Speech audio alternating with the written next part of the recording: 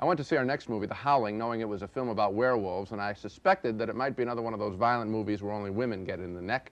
Well, I was in for a pleasant surprise. I thoroughly enjoyed The Howling. I think it's one of the best horror films of the last couple of years.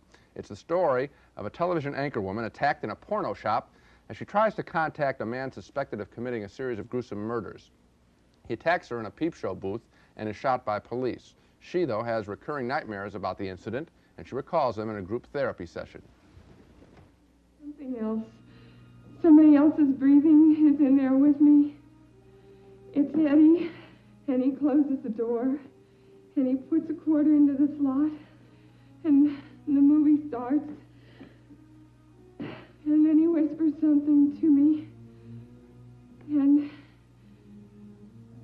he whispers something to me, and then he tells me I can finally turn around and look at him. Turn around. What do you see? What's there, Karen? Karen, what do you see? What's there, Karen? I can't see him. Just try. He's right there. What do you see? What's there, Karen? What do you see, Karen? What's there, Karen? I can't see him. I can't see him. Her psychiatrist has recommended that she work out her problems at his therapy resort, quite a resort, and it's there that she again encounters the murderer, the same one that apparently had been shot dead in the porno bookstore. Not dead? Maybe the guy's a werewolf. I saw you die.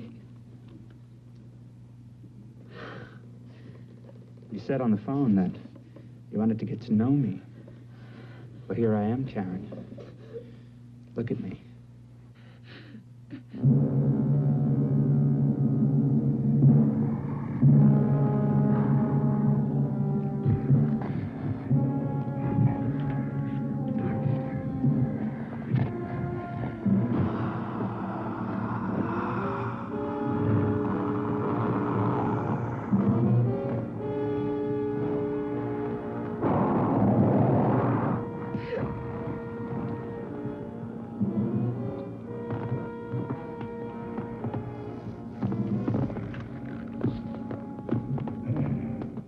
The special effects of people turning into werewolves are quite spectacular and quite gross, and I think they use them maybe once too often.